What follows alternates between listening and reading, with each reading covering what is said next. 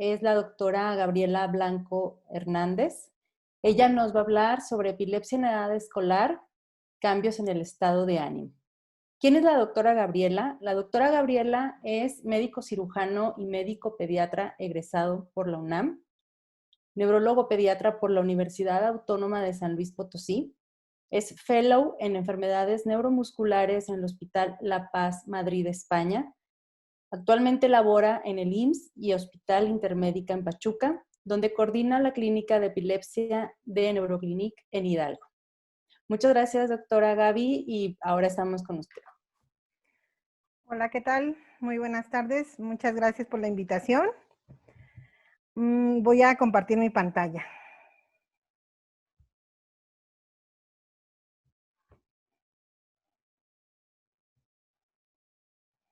Ahí estamos.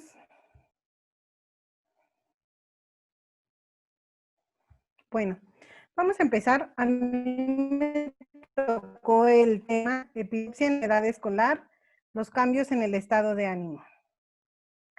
Hoy celebramos el Día Mundial de la Salud Mental, entonces es muy importante comentar que el bienestar mental es un componente fundamental de la definición de salud. Cuando platico yo siempre con mis pacientes les comento, para tener una salud no solo física, no solo por una enfermedad como una gripa, pues necesitamos una salud mental. La definición de salud es un equilibrio biológico, psicológico y social. Entonces, si no tenemos estas tres áreas, no podemos decir que estamos sanos. Así como lo dice la Organización Mundial de la Salud, no hay salud sin salud mental. Vamos a ver que la OMS nos comenta, bueno, es uno de los temas muy estudiados, la prevalencia de los trastornos mentales sigue aumentando. Es por eso que en estas imágenes que tenemos que actuar en todas, tanto la parte de la promoción de la salud, salud mental, la prevención, el tratamiento, la atención, la rehabilitación, la recuperación de todos los trastornos de salud mental. Ya comentábamos un poquito a nivel del mundo, pero ahora en salud mental en México, sabemos que del 10 al 12% de la población genera de ser enfermedad mental. Los trastornos más comunes son trastornos de ansiedad, que vamos a ver más adelantito. Muchos no acuden a consulta médica hasta llegar a etapas muy avanzadas. Y obviamente aquí, pues lo mejor es la prevención y encontrar o hacer diagnósticos tempranos. Entre más temprano se haga un diagnóstico, es mucho más fácil darle un tratamiento. La tendencia de la mortalidad por trastornos mentales en el panorama epidemiológico en México. La prevalencia, ya decíamos que es una prevalencia muy alta, y dentro de las principales causas de enfermedad que van a causar esto, o los trastornos mentales, van a ser los trastornos neuropsiquiátricos. Aquí la importancia de esta práctica, porque en esos están la epilepsia y sus comorbilidades o sus enfermedades que van conjuntas con ellas, como son, ya lo mencionábamos, la ansiedad, la depresión, que son de los más frecuentes y más importantes, otras enfermedades mentales como la esquizofrenia, que también puede ir conjunto con epilepsia, las adicciones, y pues obviamente la prevalencia de todas estas enfermedades se va a aumentar en los países en vías de desarrollo, generados por la misma pobreza, violencia, consumo de drogas, la misma cultura, el envejecimiento poblacional, son factores que nos van a hacer que sean más frecuentes estas enfermedades. La OMS ha realizado diversos programas, entre ellos está el Plan de Salud de Acción de Salud Mental, que actualmente está vigente, en donde lo que se sugiere pues es los trastornos mentales, mejor la calidad de vida de las personas y sus familias. Esto es muy importante. De repente olvidamos a los cuidadores o por ejemplo, nosotros que vemos pacientes pediátricos, yo siempre trato de enfocarme no solo en el manejo en el paciente, sino en un manejo de toda la familia. De repente yo siempre he visto que a los hermanitos de los pacientes se les olvida, ¿no? Cuando van a terapias, cuando van a consultas, pues al hermanito hasta los dejan allá fuera del consultorio. Entonces, nuestros objetivos para nosotros como médicos, y bueno, compartiendo con los familiares, pues es que se tenga una adecuada calidad de vida en el paciente y en todas sus familias. Obviamente la prevención para no tratar de llegar a la hospitalización, a las urgencias, y es importante, o sería muy importante, que todos los sectores, tanto educativos y sociales, intervengan en la prevención de estas enfermedades. Ahora, si nos vamos a platicar un poquito de epilepsia, vamos a recordar que es un trastorno neurológico crónico. Aquí está resaltada la palabra crónico porque esta es la otra parte que siempre tenemos que retomar. La epilepsia no se va a quitar. Esta es una parte muy importante, pero se va a controlar. Entonces, uno de los objetivos de nuestro tratamiento es precisamente dar manejo a esta parte, a la aceptación, a aprender a vivir con la epilepsia. Es el trastorno crónico, ya decíamos, más frecuente, que va a afectar a personas de todas las edades. La prevalencia a nivel mundial lo comentan desde 0.4 a 0.8% y hay bibliografías que lo dejan en 1%. Esta es una prevalencia muy alta. Otra cifra, en la página de la OMS, nos dice 50 millones de personas van a tener diagnóstico de epilepsia y de estos 5 millones se encuentran en América Latina. El 3% de la población va a presentar una crisis epiléptica en su vida. Eso no es epilepsia, es crisis convulsiva única. Y el 77% de los casos va a presentarse en la infancia. Es por eso que la epilepsia se considera una enfermedad de inicio temprano. En Latinoamérica, pues ya comentábamos, va a ser mucho más frecuente en países en vías de desarrollo, trastornos mentales, pero la epilepsia también es más frecuente todavía. Y la prevalencia en cada país va a ser diferente, llegando a cifras, ya decíamos, a nivel por ciento. Pero en algunos países, y en esos incluso está México, llega a ser de 10 a 25 pacientes con epilepsia por 1000 habitantes. Esa es una cifra enorme. Y bien, en México, la epilepsia tiene una mortalidad del 4%.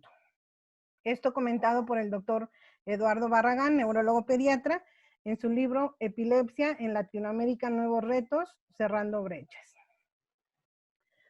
Así como se han hecho programas para la salud mental, también se han hecho para la epilepsia. Tenemos todavía vigente sacando la epilepsia de las...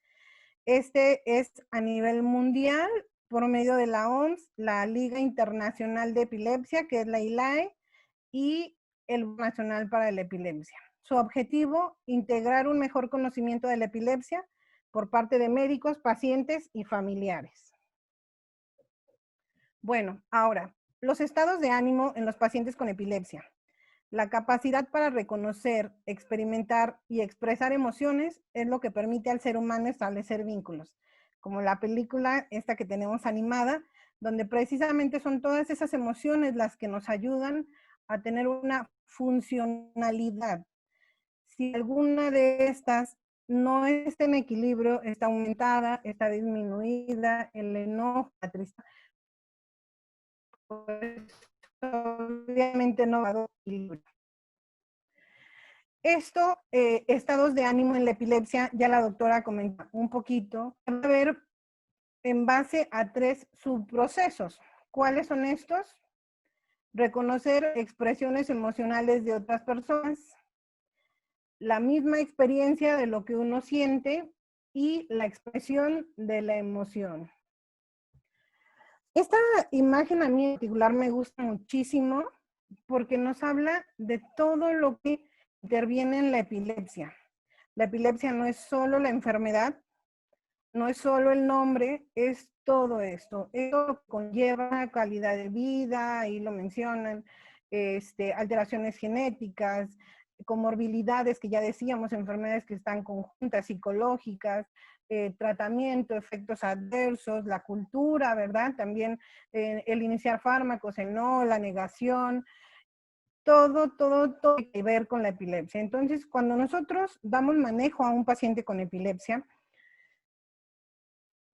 de repente los y nos dicen que estaba dando el medicamento como usted me lo indicó, pero pues antes yo dije, ay, es mucho tratamiento y mejor le bajé tantito. No, nosotros como médicos antes de tomar una decisión. Precisamente vemos esta imagen que vemos ahí, que es muy significativa. Vemos todos esos factores y todo lo que conlleva precisamente a las emociones, que es del tema en el que estamos tratando.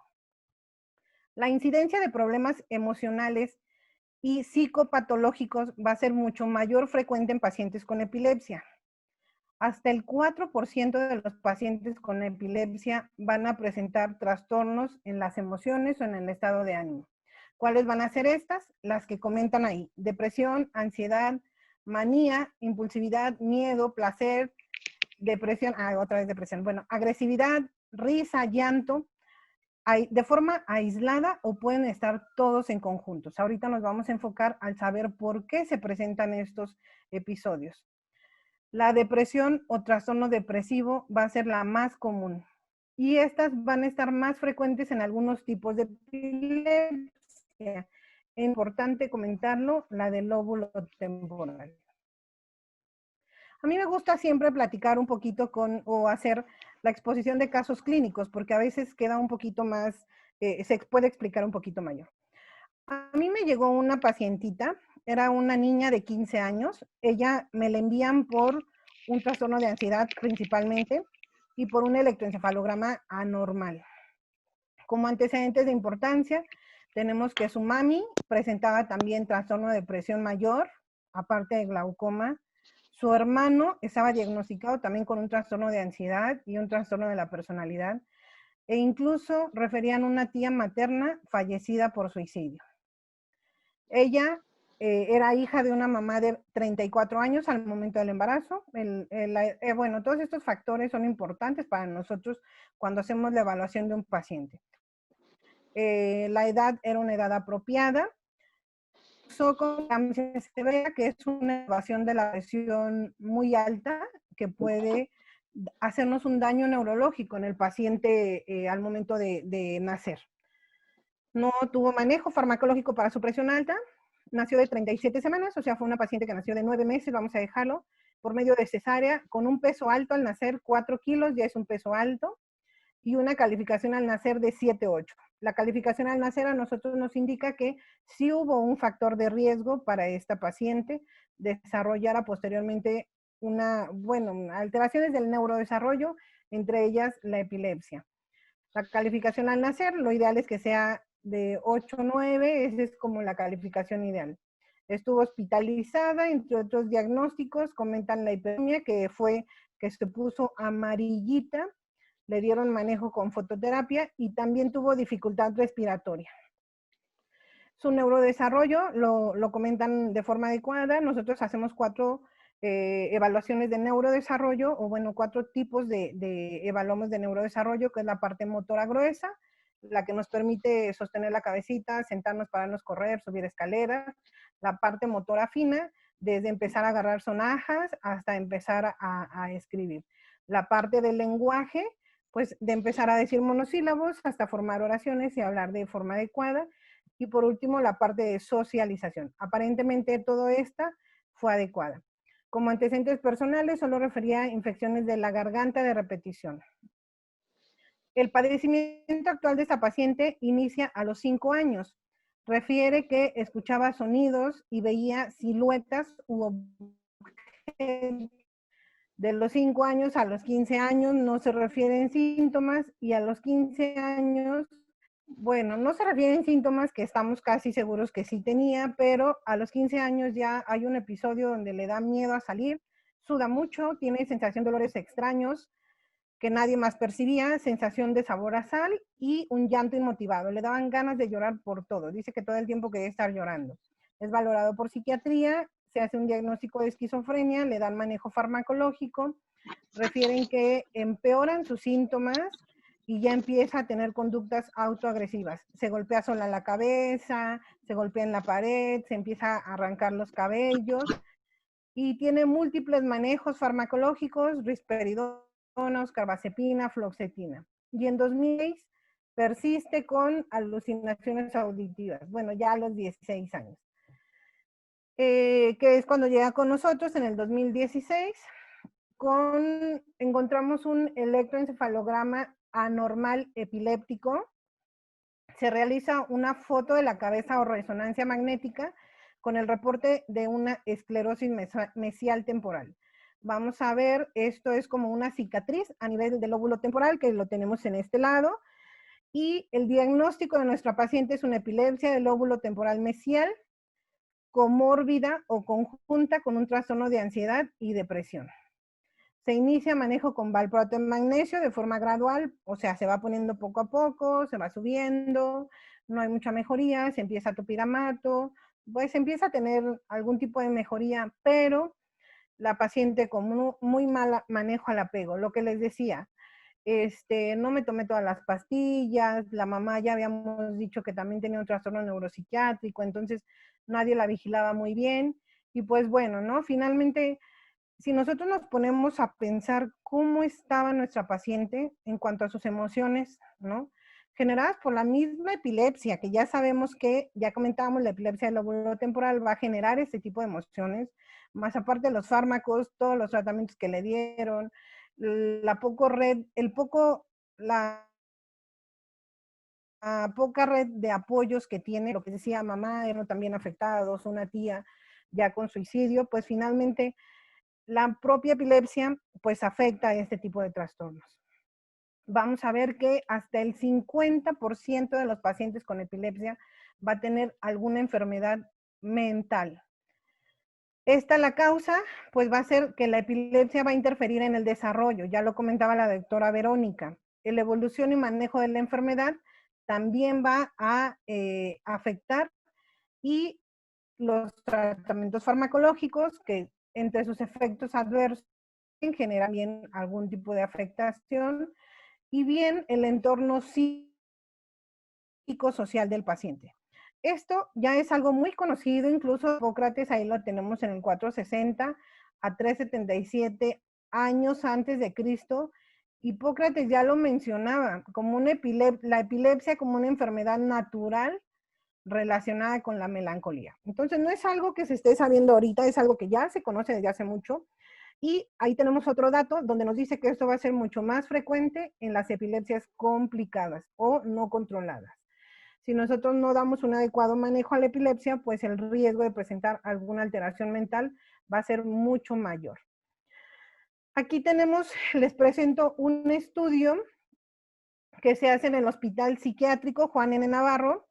El estudio se incluyeron 200 pacientes con epilepsia, y de estos, una cifra muy, muy alta, se reporta 90% con discapacidad intelectual, trastorno por déficit de atención e incluso trastornos del estado de ánimo.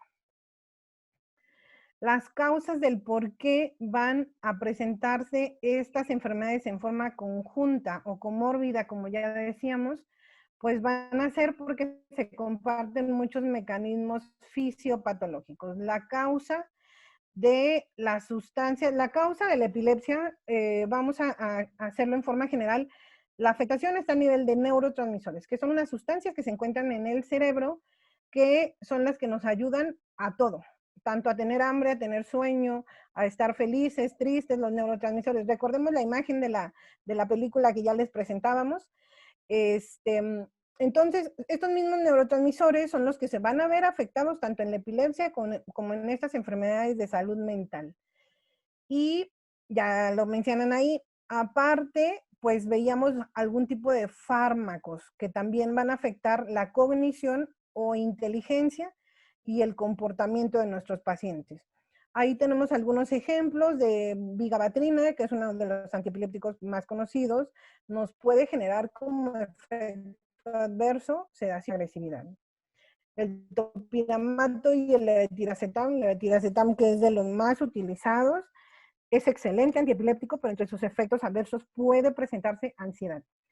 El topiramato, igual excelente antiepiléptico, pero entre sus efectos puede presentar disminución de la capacidad de inteligencia. Y la lamotrigina, ya lo comentan ahí también, un efecto positivo en la atención, negativo en la ansiedad, insomnio y agitación. Nosotros como médicos que nos dedicamos a esto, antes de sugerir algún fármaco, algún tipo de dosis, alguna unión de fármacos, tratamiento conjunto, politerapia, pensamos precisamente en todo esto que ya comentamos, cuáles son los efectos adversos que se pueden presentar de forma de unir dos fármacos. Y aquí en la pantalla vemos todos los comorbilidades neuropsiquiátricas que podemos presentar.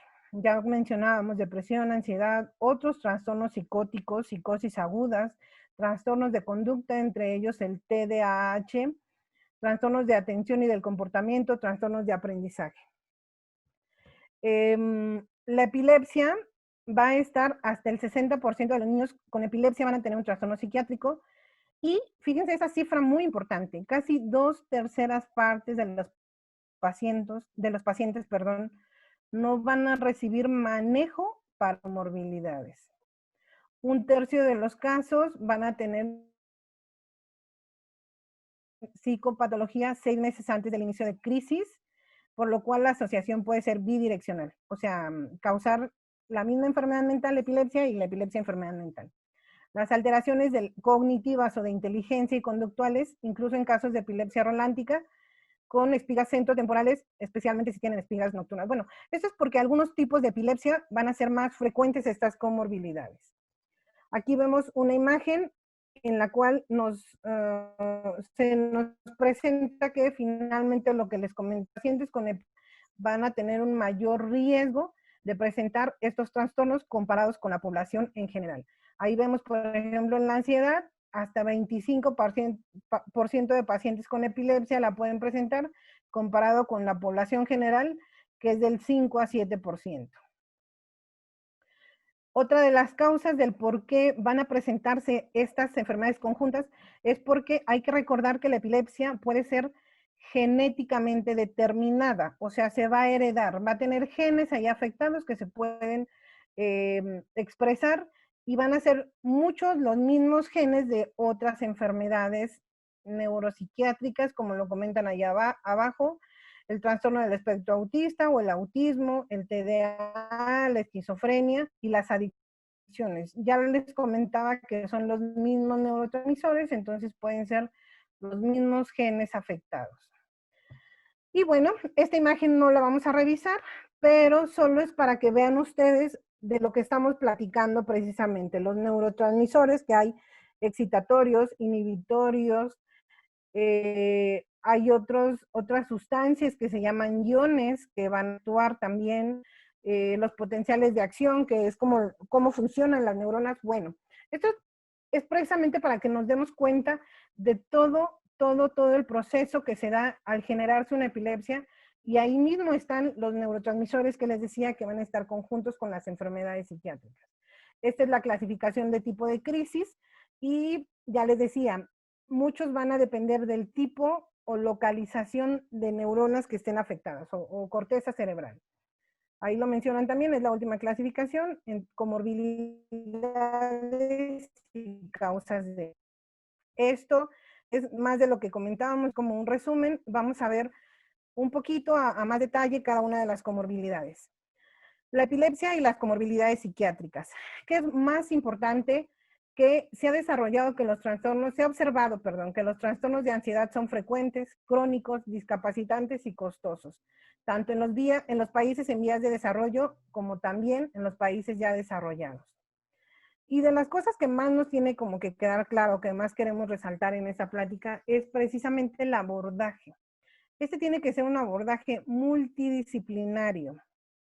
¿Qué es esto? No solo es el fármaco, el tratamiento.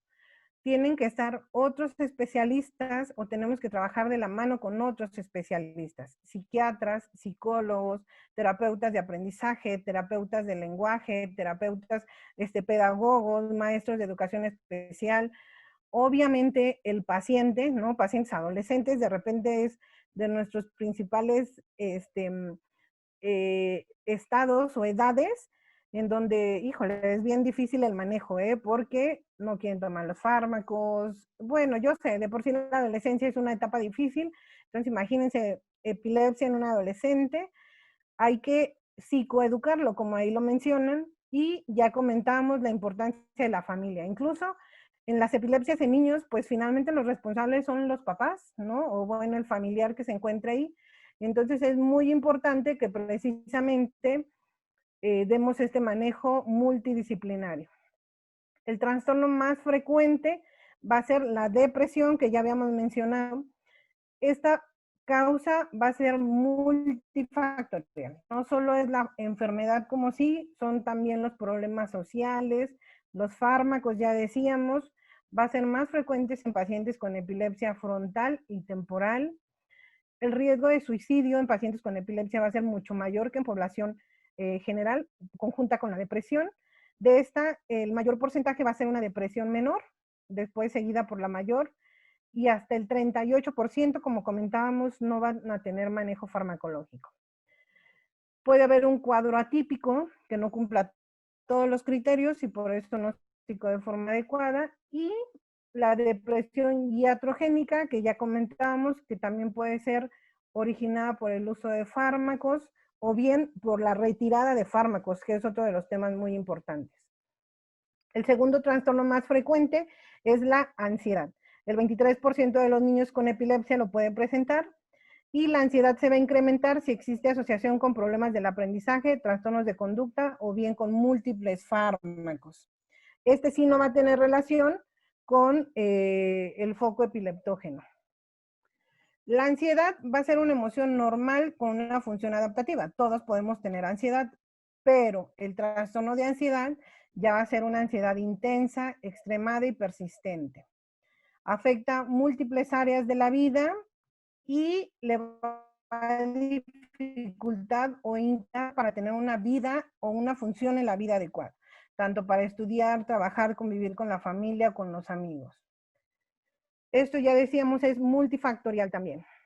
Otro de los tipos de trastornos que vamos a tener afectación de las emociones es, ya lo había comentado la doctora Vero también, trastorno por déficit de atención e hiperactividad. Hasta el 15% de pacientes en edad escolar lo va a presentar. Este es un trastorno que, como su nombre lo dice, van a ser pacientes con dificultad para la atención con un esfuerzo mental sostenido. Por ejemplo, en esta plática, un paciente con TDA ya está moviendo así su mano, sus pies, la cabeza. Y bueno, en edad escolar se van a empezar los síntomas, pero bueno, también se puede presentar en adultos. Va a estar o puede estar conjunta en el paciente con epilepsia y la forma más frecuente son los inatentos, porque hay otros pacientes que pueden ser hiperactivos o impulsivos, o el paciente solo que se entretiene con la mosca, así se va y ya se quedó allá. Pero bueno, hay muchos tipos, bueno, son 3 tipos de trastorno por déficit de atención, pero también se pueden relacionar con epilepsia. Y el propio, eso era la epilepsia con el TDA, pero el TDA también se puede relacionar con epilepsia. Es un poquito menos probable, pero puede tener alteraciones en el electroencefalograma. Los fármacos propiamente pueden generar inatención también y los factores de riesgo que ya decíamos que son socioculturales. Bueno, no. Va a ser sí, más en las epilepsias focales, frontales y temporales también, como ya comentábamos, porque ahí se lleva precisamente el juicio. Nosotros estamos tranquilos y no nos movemos tanto porque nuestra región frontal y temporal funcionan de forma adecuada. Y hay otros tipos de epilepsias que también van a afectarse la atención en el paciente, como las vemos ahí, las epilepsias tipo ausencias, parciales rolándicas, parciales complejas. Y bueno, un estado epiléptico me puede generar daño en región hipocampal y esto genera inatención. Otra de las cosas que nos pueden generar problemas en la discapacidad intelectual, que de repente no le damos mucha importancia, que es la capacidad de inteligencia en el paciente. Esto va a ser más epilepsias generalizadas y hay fármacos que también me van a afectar mi capacidad de inteligencia. Y bueno, también entre enfermedades que me pueden generar alteración de las emociones, pues es la asociación con cefaleas o dolores de cabeza, y entre ellas está la migraña. Incluso por ahí ya se acuñó un término que se conoce como epilepsia. ¿Qué es esto? Que la crisis epiléptica va a ocurrir al momento de tener migraña también. El criterio de migraña es bien específico, eso sería como de otra charla, pero finalmente es un dolor de cabeza que en niños va a ser diferente o puede ser diferente, que no se puede ser general, en niños puede ser generalizada, se va a acompañar con molestia para ver la luz, escuchar, molestias fuertes, puede generarse vómito, náuseas, y puede durar mucho tiempo, ¿no? Final ya se hace un diagnóstico como tal. Pero puede haber una asociación también entre migraña y epilepsia. Ese fue con respecto a migraña, pero también con la cabeza y epilepsia puede haber una gran... Y estas enfermedades que me presentan aquí en el cuadro se pueden asociar principalmente con las dos patologías. Y bueno, las adicciones, pues es otro de los trastornos que nos va a generar trastorno de las emociones y que me pueden generar epilepsia, tanto como crisis convulsivas secundarias a la propia adicción o bien multifactorial. Vemos por ahí un ejemplo que la cocaína me puede generar ese tipo de isquemia cerebral, hemorragia cerebral y convulsiones. Y no olvidemos aquí, o bueno, solo es para mencionar que una de las causas del por qué se tiene que tener un adecuado manejo en trastornos de conducta en la infancia es porque entre sus efectos a largo plazo o secuelas, complicaciones a largo plazo, está el riesgo de adicciones. Ya les comentaba yo, el paciente con TDA, trastorno por déficit de atención e hiperactividad, son impulsivos, no miden riesgos. Entonces, si nosotros no damos un adecuado manejo a esos pacientes, en la edad adulta son los pacientes que tienen riesgo de tener adicciones o bien conductas delictivas. Ya la doctora Vero nos comentó un poquito también de los trastornos del aprendizaje que pueden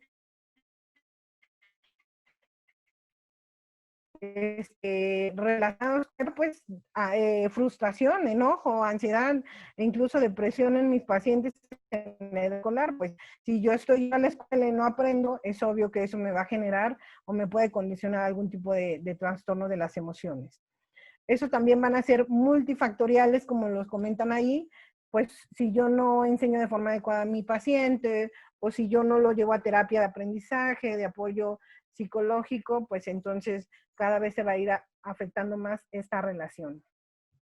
Los fármacos que ya decíamos ahí también, por uno, pues los trastornos se ha mencionado, yo no me puedo expresar de forma adecuada, no puedo hablar, no puedo comunicarme, no solo que lenguaje no solo es la comunicación hablada, también es la comunicación ya sea por señas, hay muchos niños que se comunican por señas y bueno, si no lo puedo hacer, pues eso me va a generar frustración y enojo. Y por último, recordar la importancia del tratamiento multidisciplinario, la asociación con el manejo conjunto, con psiquiatría, psicología, terapia de apoyo cognitivo-conductual, terapia de apoyo extra, maestros de apoyo, pedagogía, la enseñanza también o el compartir la información con los maestros es como de las partes más importantes. El maestro no está capacitado para dar una educación a niños con algún tipo de problema, vamos a mencionarlo así. Entonces, de nosotros depende pues, compartir pues esta información. Y bueno, otros tipos de tratamientos que también están o hay que mencionar, pues ahí están en la pantalla. No olvidar la actividad física, la importancia de la actividad física, el ejercicio en este tipo de que es muy importante tanto para el desarrollo a nivel de motricidad, como para mejorar. Recuerden que al igual que algún tipo de sustancias me van a generar neurotransmisores, ahora ya sabemos de forma adecuada que me van a poner feliz, ¿no? Y me pueden generar o disminuir a nivel neuro muchas de estas afectaciones que habíamos comentado.